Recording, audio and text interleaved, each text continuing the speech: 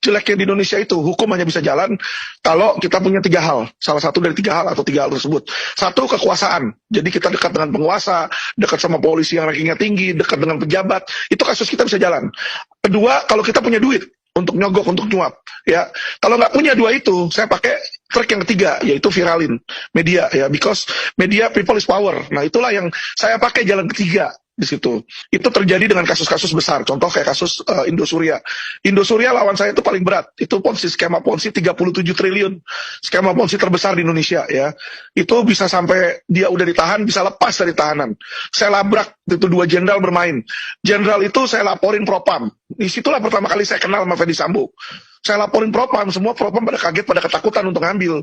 Karena kenapa? Ya kan, yang saya laporin Brigjen bintang 1, yang satunya lagi bintang 2, si Helmi Santika. Sedangkan kepala Kadif Propam aja baru bintang 2 di situ. Yang periksa siapa itu nanti kan?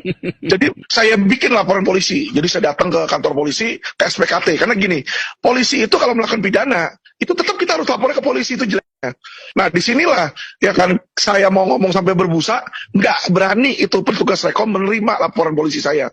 Padahal saya mau laporin itu pasal 421, penyalahgunaan wewenang. Jadi sebenarnya nih kasus contoh sekarang pembunuhan Ferdy Sambo, itu semua polisi itu, kalau mereka kasih izin, saya laporin itu semua, puluhan itu. Cuma saya tahu kalau saya lakukan pasti dia nggak akan mau.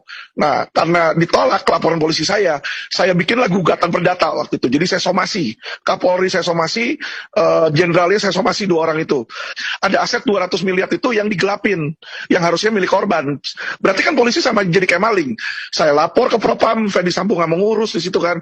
Akhirnya saya masukin media, saya gugat di pengadilan. Nah, ketika saya somasi, malam-malam rumah saya didatengin, ajudan jenderal datang. Pak Palvin minta tolong.